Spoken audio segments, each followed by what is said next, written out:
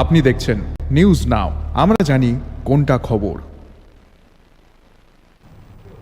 लगभग 2 साल हो गए हैं 143 पेंशनर्स को अभी तक पेंशन नहीं मिल पाया है। संबंधित पेंशनर्स ने एक और प्रेस कॉन्फ्रेंस कर तत्काल पेंशन जारी करने की मांग की है।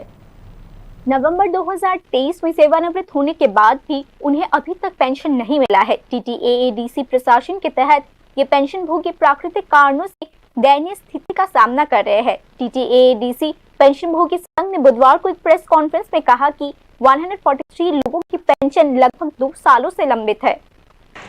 আমরা যারা পেনশনে গিয়েছি 2023 এর নভেম্বর এবং ডিসেম্বরে টোটাল ৩৮ জন ছিল পেনশন পেয়েছিল, তাদেরকে গ্র্যাচুইটি এবং লিভ স্যালারি এবং পেনশন দেওয়া হয়নি।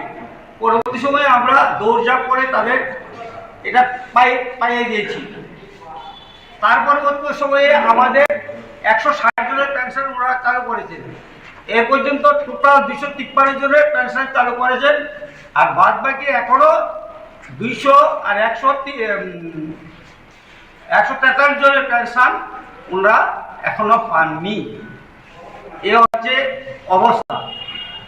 এই জায়গায় দাঁড়িয়ে पिछले 2 सालों से राज्य सरकार और टीटीएएडीसी प्रशासन के निचले से लेकर ऊपरी स्तर तक हर किसी को अनुरोध भेजने के बावजूद कोई भी कार्यवाही नहीं की गई। इसीलिए संबंधित पेंशन भोगियों ने एक प्रेस कॉन्फ्रेंस के माध्यम से पेंशन बकाया राशि तत्काल जारी करने की मांग की है।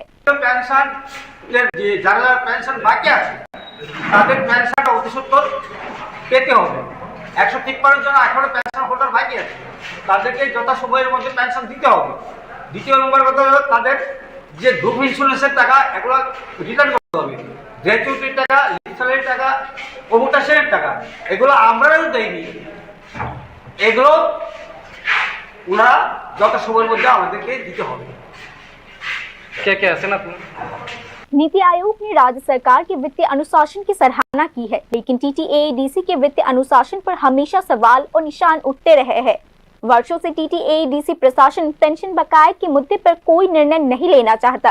एडीसी प्रशासन वित्तीय अनियमितताओं का हवाला देकर पेंशन भोगियों का बकाया वर्षों से लंबित रखता आ रहा है। दूसरी ओर राज्य सरकार भी उस मुद्दे पर कोई कार्यवाही नहीं कर रही है। ऐसे में टीटीएएडीसी पेंशन भोगी संघ ने कहा है कि मांगों को मनवाने के लिए आने वाले दिनों में एक बड़ा आंदोलन करने का निर्णय लिया गया है।